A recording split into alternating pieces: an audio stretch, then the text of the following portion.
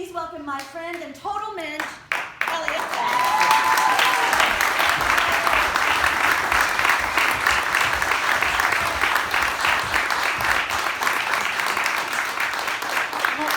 How great is this? We're like here and we're all in person and everything. This is so exciting. Thank you, Claudia. Thank you for asking me. Joining us today, as you know, is the Tony-winning composer and lyricist of the work you just heard. In addition, some of his other musical works include the musical Parade, The Last 5 Years, Urban Cowboy, 13, The Bridges of Madison County, Honeymoon in Vegas, and coming soon to Broadway, Billy Crystal's Mr. Saturday Night. Please welcome Jason Robert Brett.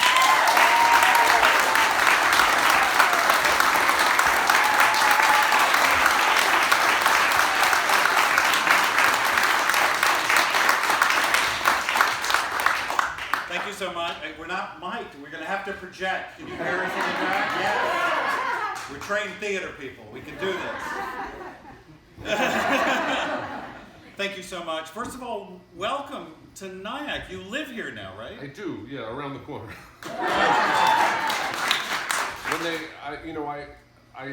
We bought the house and we moved up here, and I said, I worked in Nyack once a long time ago, and my wife was like, yeah, whatever. And then I remember driving past the Playhouse, and it was still closed up, like everything was back still in March, and I was like, oh well, I guess I'll see something, eventually when I get there. And then I saw some announcement on Facebook that the first show was going to be Songs for a New World. And I was sort of hoping nobody would know I was here, so I wanted to sneak in one night and just be like, oh yeah, I wrote it.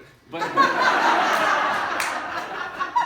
unfortunately I was found out, so it has to be a little more under the spotlights. But yeah, it's pretty wild. I grew up here and now I live here. So tell us a little bit more about the connection. You were born across the water. No, I was born. I was born in Tarrytown at Phelps. But we moved when I was 5. We moved to Muncie, and I mean not with the payas, but I was there, and I went to Grandview, and I went to Ramapo, and I did all of that. And when I was 15, I'd been trying to sort of piece together exactly what happened, but I think my piano teacher at the time was my choral teacher was a woman named Pat McDowell who lived here, and Pat, I think, had gotten a call to come play that piano there. There were 2 pianos. It was a Cole Porter review that Mark Reines directed, and so Pat was getting called to play that piano, and she couldn't do it because she had church problems, that she had church services that she did that got in the way. But she said, but I have a kid who could do it. And so she recommended me, and so my first professional job was I played that piano for the Cole Porter review. And I came in tonight, and I haven't set foot in the theater other than that, ever. That was the only time I was ever at the Elmwood Playhouse. And I sort of thought it was going to be like that thing where you go back to elementary school and you're like, boy, all the desks are so small. And it's exactly the same. It's so weird. It's exactly identical. I know where everything was. It was really strange. I want to talk about this show and a couple of the other shows that you've done and are about to do. But this last 2 years for you as a composer, you were home most of the time. Our world and the live performing arts, including Elmwood, basically shut down. How has that been for you? It's such a layered question because, for all of us, it was super weird, right? So it was, the thing is, on some level, I work at home. I have, when we lived in Manhattan, I had a little place within our apartment, and now I have a little studio in the basement of the house. But working at home is one thing, when the kids are at school all day. And working at home is a whole other thing when nobody ever fucking leaves. And so, as much as you would like to think, oh, well, I'm just sitting around and writing, I could do that any place. It was impossible to focus, and not just because everyone was always in the house all the time, but if you left the house, we lived on the Upper West Side, and there were a lot of times at the beginning of the festivities, there were a lot of times where it really felt like a zombie movie. It was, I'd go to Fairway because I was the designated person who would leave the house, and I'd go in and you'd go around the aisle, and there'd be some guy without a mask and his shopping cart there, and I'd be like, "You're trying to kill me! I'm trying to." And there was nothing often but sirens going by and stuff like that. It was really like freaky and weird and unsettling. Not to mention the fact that my entire living is based on this. It's based on, obviously not the Elmwood Playhouse production, but people do the shows, and that's what pays the bills, is I get a royalty from that. And it wasn't just that I didn't have any shows running on Broadway or that I didn't have a new show coming in. Nobody was doing any shows anywhere, ever. And so I went from making whatever I made to making zero. I made no money. And that was alarming. Because our nut in Manhattan, because it was Manhattan and because I had two kids, was very high. So that was part of why we ended up moving out here, was that the stress of living in Manhattan under the best of circumstances was really intense. But the stress of living in it during a pandemic was just too much, and I started losing my mind. So this past March, we were in Toronto. We went for 3 months. They're making a movie of 13 for Netflix. And so we went up there to work on it with the kids and do the pre-production and do all of that. So that was sort of my first step back into doing anything, really, since the pandemic had started. And so I had to write a bunch of new songs for that and do a lot of arranging work. But movies are very different than theater, which is what I really feel like I do and know how to do. So it was very unsettling, and when we start rehearsals in a month for Mr. Saturday Night, it will really be the first time I'm back to doing what I think I do. And that will have been almost exactly 2 years, and that's a long ride. So it's been weird. This show that we just saw, tell us when the songs were written. What period, where were you in your life when you wrote these? I felt like, watching it tonight, I felt like I wrote it when I was 11.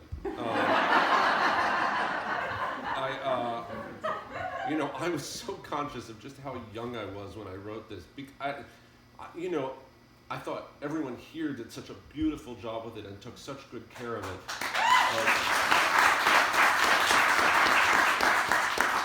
And just because I'm me, and I just felt like I had let them all down. So I was like, boy, I bit off a whole lot more than I could chew with that song, didn't I? And so I was really like, I was not smart enough to write about that stuff at the time. And so I'm very critical about it. But I was 25 when the show premiered, but a lot of the songs had come from much earlier than that. The oldest whole song is I'm Not Afraid of Anything, which I was 19, I guess. And Bits of She Cries I wrote when I was 17, which I was like, what the fuck did I know about it?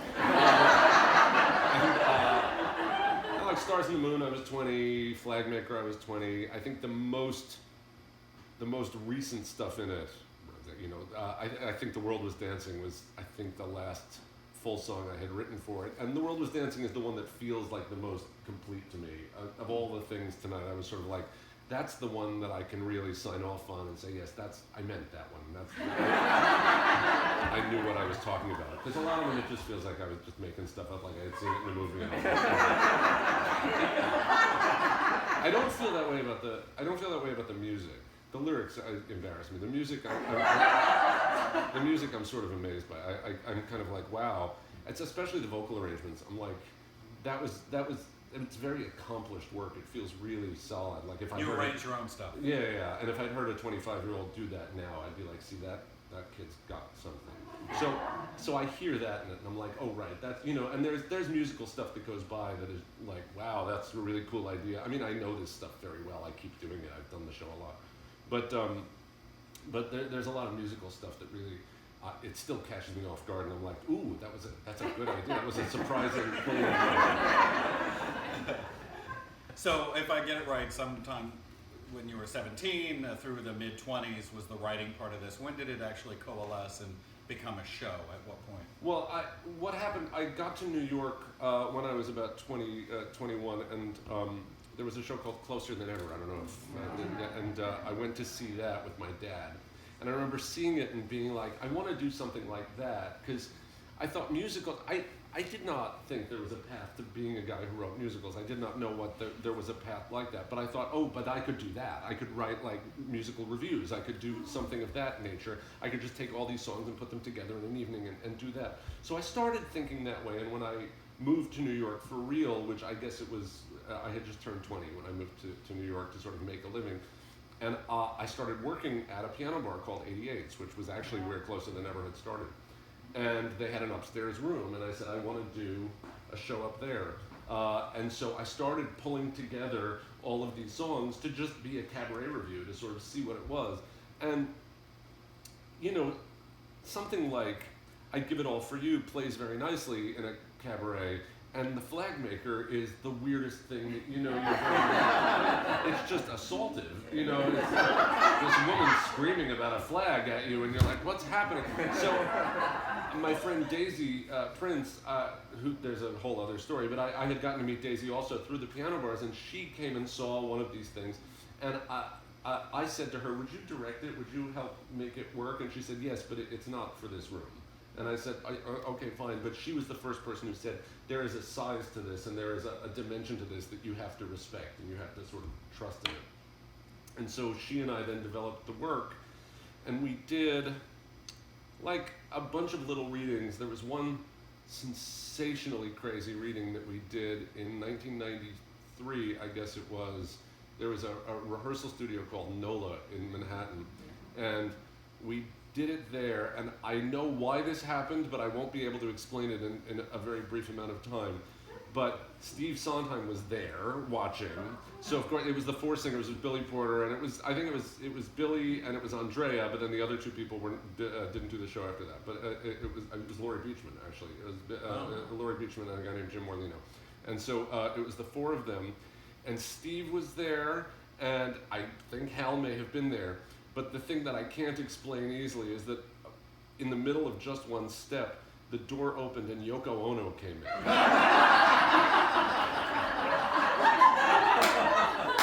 And there weren't any chairs for Yoko Ono, and so somebody literally like got out of their chair and like gave Yoko a chair, and then they just sort of stood in the back like looking at Yoko like, I still don't know exactly. I mean, I do know why it happened, but it makes no sense that she came back. So I'm still trying to understand. You're like in your 20s. I was in my early 20s. And you're like putting together like a reading of this, and it's Yoko, Hal Prince, and Stephen Sondheim. Yeah. There must have been some heat around you that all of this came, all these people came. The heat was largely just because, I mean, I had asked Daisy to help. And Daisy was the one who was very much responsible for saying to her dad and saying to her folks, you should listen to this. And this is Hal Prince's daughter. Yeah, exactly. And so, you know, it wasn't like I had chosen Daisy strategically on that level. I just really, I liked the work that she was doing with these other friends of mine, and so I asked her to help me out. And then she sort of pulled me into this thing, which was exactly where I belonged. I mean, I don't say that lightly, but the only stuff I ever wanted to do was the kind of stuff that Hal and Steve did. And so, you know, it made perfect sense when Daisy saw me that she'd be like, oh, I better introduce you to my dad. You know, it's like, you know, I might not have been any good at it, but I certainly belonged there. And so that's, that. I mean, that was, and by the time we did that reading, I had already, I was the rehearsal pianist for Kiss the Spider Woman in New York. So I assumed I was going to be a music director, because who writes music? So I really thought that was my path, was I was going to be a music director. So I had done Kiss the Spider Woman, and then there was a show that Hal directed at the Public, a little off-Broadway show that Michael Jean Lacusa had written, and I was music director for that. So that was the context in which all of those people sort of knew me, but they also knew me as that kid who was writing a show with Daisy. And I mean, with Hal Prince there, did he give you advice? Did he talk to you even over the years? Oh yeah. Well, I mean, you know, by the time the show premiered at the WPA, I was already writing Parade, which Hal directed. So, you know, he very much, you know, while we were going in and like we'd show him Songs for a New World every once in a while, I'd come to his office and we'd just sort of show him what we had done. And, you know, he didn't give advice in the like, oh, cut this number or do that. He would generally just say, you're great, you're going, and just keep going, keep going. And I think part of that was he didn't want to step on Daisy, you know, and her creative impulse. But the other part was he was like, you're just young people. Go be young. Go keep doing it. You'll figure it out, and it is what it is. But he was working on what became Parade with Steve Sondheim at that point, and Steve, without ever having written anything, one day just said, I think this isn't the show for me, and Steve bailed out. And Hal, at that moment, had been watching me work with Daisy, and like he'd watch me bring in new things, and he said, I think I want to try that kid. I think I want to, which sounds insane, but also speaks to how impatient Hal was, because he was like, I've got it going, I want to just go with it. And everybody, as I know now at this point in my career, everybody's always booked for the next 3 years of their life. If you ask anyone to write a show, I'll get to it in 2027. I can't. And I can imagine that Hal was just sort of like, it's time, I want to write the Leo Frank thing. That kid's great, let's do it. And so that's how I ended up writing Parade. So that was the heat around me. So by the time we opened Songs for a New World at the WPA in '95, it actually was there was a little item in the Times that had been printed that I think the WPA put out there so that it would entice people to come see who the guy who was writing Hal Prince's next show. But it was talking about Songs for the World in the context of, and the next thing he'll do is this. And these two, we've lost both of them, Hal Prince and Sondheim. There's a wonderful picture of the two of you where you're sort of like, you and Steve Sondheim. Yeah. What will you remember most about your own relationship with him? With Steve, Steve and I had a really turbulent start. I think Steve was, I don't want to say he was threatened, because that's giving more credit to me than I want, but I think he was just sort of, I was like some mosquito, and Hal would keep saying, you got to hear this kid, you got to hear this kid, and Steve would be like, fine, I heard him, I don't think there was an obvious affinity for us for a while, and we're both rabidly antisocial people. I don't like anyone except for like the one person I like, and that Steve was very much like that as well. So we didn't mix, and socially we almost never saw each other. And then when I hit like 38, 39, and Bridges was already on its way. I had sort of established who I was, and there was a little bit more of that. Then I was a little less annoying, and I think he was a little less, panicky about what the next generation was going to be. And he sent me out of nowhere, really. I would see him every year at the Prince's had a Christmas party, and so every year I would see him at that. And so we'd be sort of cordial, but I would also play for everyone at the Christmas party. And the only thing that Hal's wife, Judy, ever wants to hear at the Christmas party are Steve's songs. So I would end up having to play all of Steve's stuff in front of him. And if you want to know what that story is, there was a night where Barbara Cook was standing over me and said, do In Buddy's Eyes, and someone found a copy of it that was in the wrong key, and I had to transpose it on site while Barbara Cook was singing over my shoulder. In case you think I haven't paid my dues. So I would bump into Steve at those parties, and he said to me, I'm going to send you a CD. You're going to like it.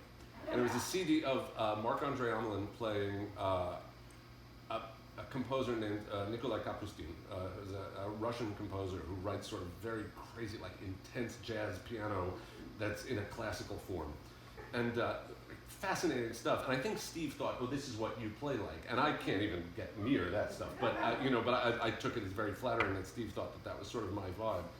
And so he sent me that, and which I found so sort of like, I was really touched by that he thought of me and that he wanted to send it to me. And I think that was where our relationship really started coming together.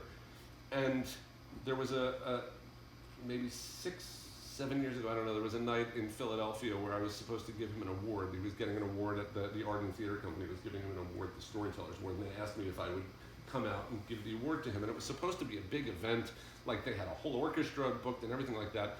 And a torrential thunderstorm happened during the thing, and they could never get the show started because there was a blackout in the theater itself. And Steve and I were off in like a restaurant next door where they told us just to wait and wait and wait. And there were all the donors and everybody else was in the space trying to figure out what to do because they couldn't get the lights on. Well, it turned out they could get the lights on in the seam shop. And so they just brought everyone. They set up 120 chairs in the scene shop while Steve and I were sitting there, and Steve is getting drunker and drunker, and we're just and then they said, Jason, will you just give the award since you're here? You know, we'll have the company sing one song with the piano, and then would you just give the award? And so I came out, and now all these people have been waiting all night for a thing, and they'd heard, you know, people sing Sunday, and then it was just sort of on me. And so I went and I gave a speech that was about 25 minutes long, where I sort of talked about what Steve does and why it made me the writer that I am, and why I couldn't have been a writer if there hadn't have been a Steve. And I think that, honestly, that was what really knit us together, is we just had this night where I was able to say to him, he was captive, I mean, he couldn't leave, it was pouring out. But I could just honestly say to him, I wouldn't even know what to be if you hadn't done what you did. And so, because of that, we never got close, you know, but when I asked him to do the concert with me 2 years ago, I guess almost 3 years ago now, for the Brady, I did concerts for a while at Town Hall to benefit the Brady campaign to get guns off the streets. And I asked Steve if he would be my guest and we could do the concert and he would perform with me on stage, which he never, ever did. And I thought surely he'd say no, and he said yes. And so when you ask me what I'm going to take away, I spent a night on stage playing piano with Steve Sondheim. And that was it. That was playing.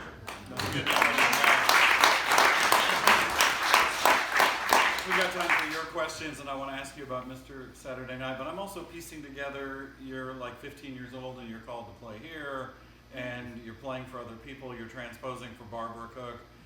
Where did the piano come in? Did you come from a musical family? Not remotely, but I mean, I must have, but I don't, nobody knows where it is. I could do a 23andMe and maybe I'll find out something, but no, when I was like 8 years old, must have been earlier than that, something like that, but I just asked my parents for a piano. And they didn't know why, because we just didn't have musicians in the family. It wasn't a thing that we did, but my grandfather was sort of a hoarder, and he had, in his basement, he had an old upright piano. And so they dragged it up and they brought it to my house in Muncie, and I sat down and I just started like hitting it. And I, you know, played the theme from Star Wars, because that's what every kid my age wanted to do. And no lessons, you just started to play. No, well, badly. You don't have to have lessons to play the theme from Star Wars, but you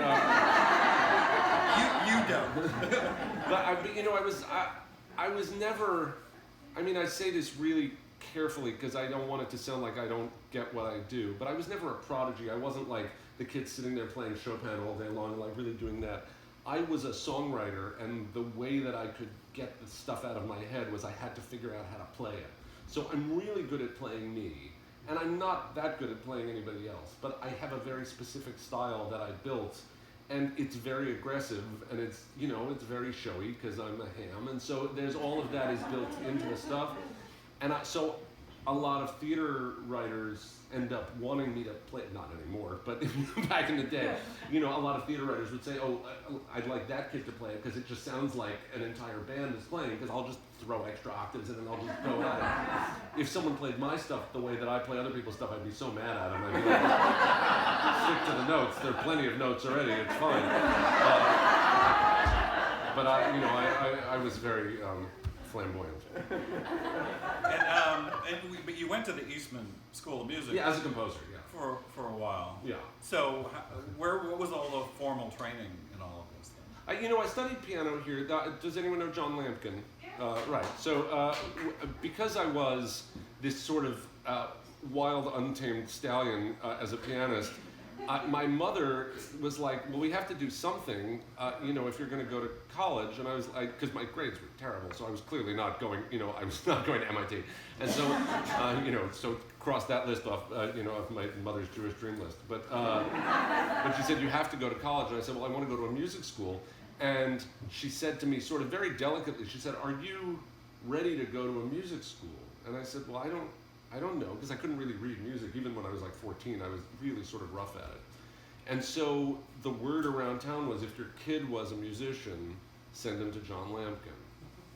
And so John took me on for like 2 years to get me ready for my college auditions. And so that was really like between that and at school, Pat McDowell, who was my choral teacher, she gave me free reign of, there was a jazz choir called the Tritones, and Pat just said, you take care of them. And she supervised and she watched over it and did all of that. But so all of that was coming together, and at summer camp, they would need pianists, and so I would play, and by playing, I would look at the notes, I'd be like, oh, I can get close to that, and so it all sort of coalesced, but I didn't get really what I got at Eastman was composition training. I was also, I have to say, I was a violist, but I was really bad at it. I mean, it was just, I had to have a minor, and I didn't feel comfortable being a piano minor, and I knew no one would notice if I was a bad violist. So I did that. Because it's the viola.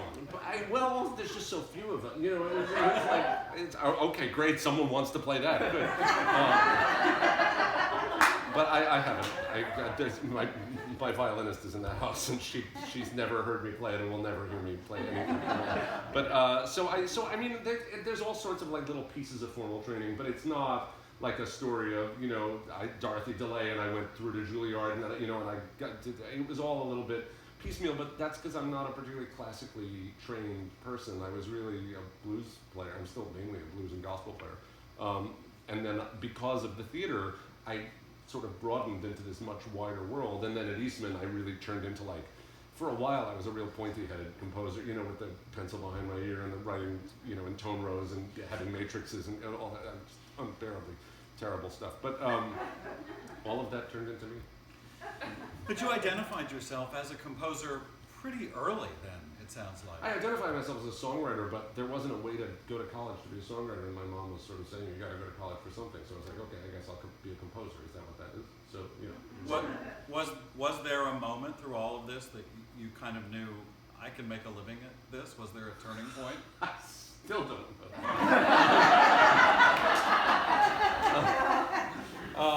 Especially after this last. No, I really thought I was going to be a music director because I thought that I could do. I thought, all right, I'll be a conductor. There's a union. I thought I know what the job pays. How many people really do that? It turns out a lot, but I didn't know. So I thought, well, I'll just go and I'll try and do that. That was how I was planning to pay the bills. So I didn't get, even after I won the Tony for Parade, I still was playing audition piano for 2-3 years after that because Tony Awards don't come with cash gifts. My show closed and nobody did. It's not like Parade is going around the country doing lots of productions. It's a really complicated, scary show that was a big flop. And Songs for It a was New done World. at Nyack High School, by the way. Mazel, I'm thrilled it was. It was. My son was in it. And what did he play? He was the prosecuting attorney. The bad guy? Yeah. Yeah, Dorsey. Good role. That's a really good role.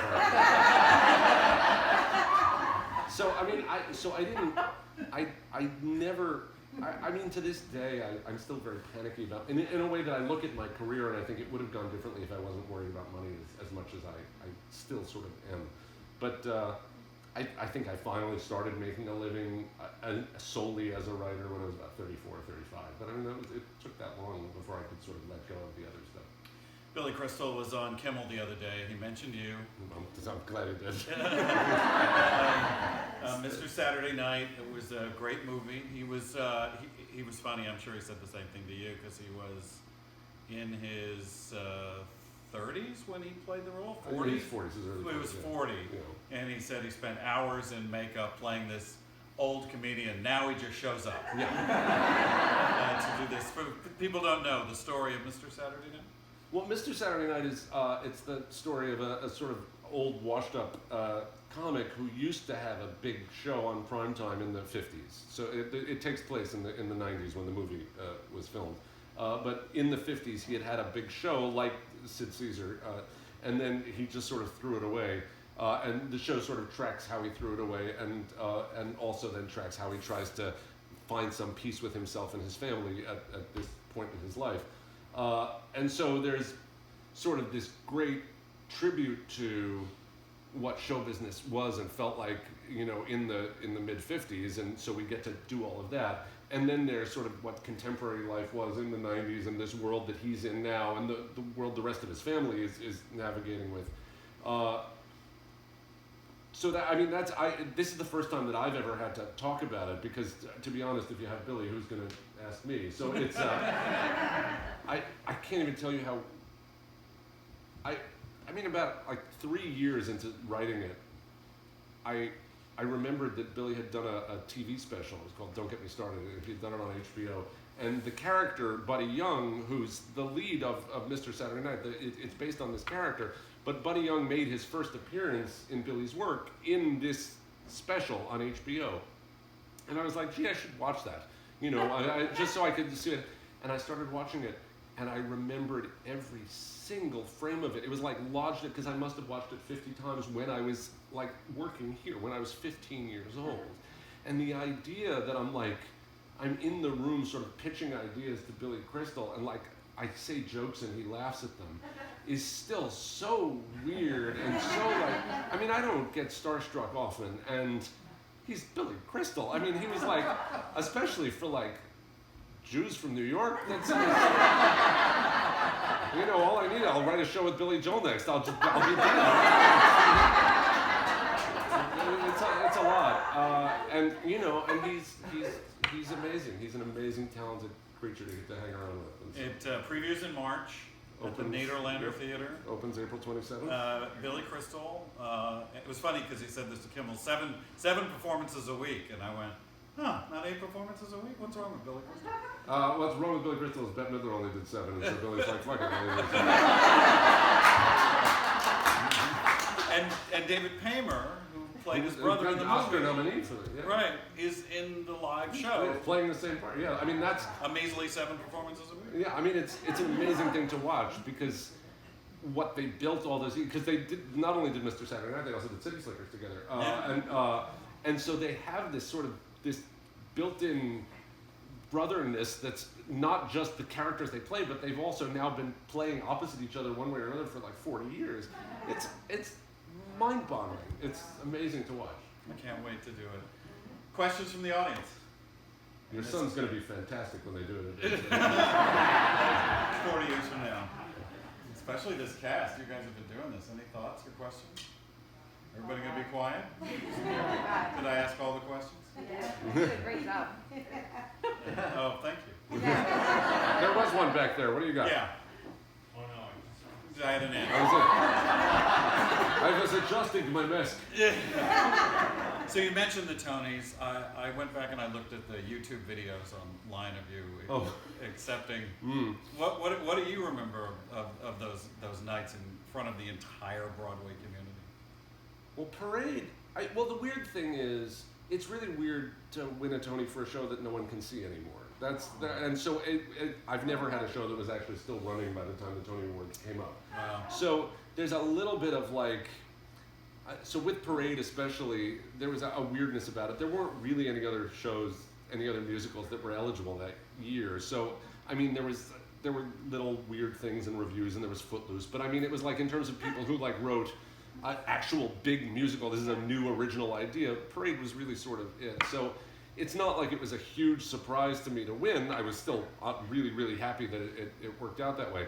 But it was a strange feeling because I couldn't tell whether all those people in the audience were happy about it. You know, because you know, they get really happy when they get to vote for the producers. It's like when you get to say, "Yay, the producers won," and we get to see it, and we all get to make money from it, and all these people going on tour. You know, it must. You know, I must have great taste that I can vote for this thing that everybody else loves too. And it's weirder when you have to vote for something that you're like, I'm not sure if everybody else liked it. I mean, the reviews were only okay, it's not still running. So I definitely felt a little outside of it for Parade. For Bridges, I was actually a little hostile, which it sounds so awful, and I sort of wish I wasn't. And I mean, I was still very grateful to win, but the politics of Broadway are really gross, and there was some gross shit around Harvey fucking Weinstein that year that was so vile that he had a number that was on the awards that year. Finding Neverland, which he was producing, wasn't actually up yet, but they had managed to get a show onto the Tony Awards show. They'd gotten a song on, but there were no songs from Bridges of Madison County, which had, you know, like 9 nominations, and I was going to win. Everyone knew that I was going to win the award. And I remember just thinking, why do I have to sit through this number from this shitty show when no one gets to hear it?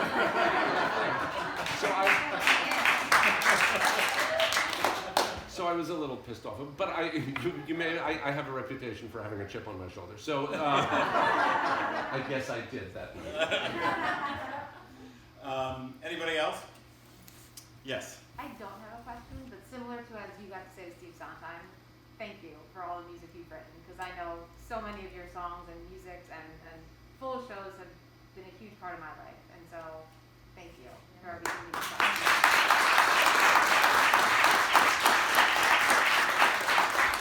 I will say only that the whole point of writing it is so that people who are as good as you guys are can do it. And so it means so much to me to be able to sit and hear it come back at me as meaningfully as it did tonight.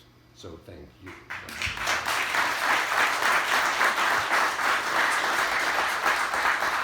Mr. Saturday Night is done. It's about to open. What are you working on next? Well, there are a bunch of shows that I've been working on during the pandemic, and I'm still not allowed to tell you because they have to get announced officially by somebody at some point before the rights expire. So whatever that is. So I've got like 3 shows that are coming. The one I think I've told enough people by now, but there's a wonderful film called Farewell My Concubine, which is actually also based on an extraordinary novel by Lillian Lee. And so I've been working with a playwright named Kenneth Lynn and the director Moises Kaufman on that. And so hopefully that will premiere not on Broadway, but a year from this summer. That's what we think the trajectory is for that. So there's that, there's Mr. Saturday Night, and then there's a show called The Connector, which was supposed to open, in October, of the pandemic year, and so that didn't happen, and then by the time everything started coming back up, all the theaters were backlogged and nobody knew how to do it anymore. But we're actually going to do that a year from now. We're going to start the production for that in Manhattan. So I'm very much looking forward to getting that because I love that piece, and it's been waiting to happen for a long time. Before we wrap up, I just want to thank Elmwood for being here so many years and doing so much great work. Thank you so much for all you do in this beautiful cast, and Claudia, thank you so much for inviting me. And not only join me in thanking Jason Robert Brown for being here, but welcome to Nyack. Yes.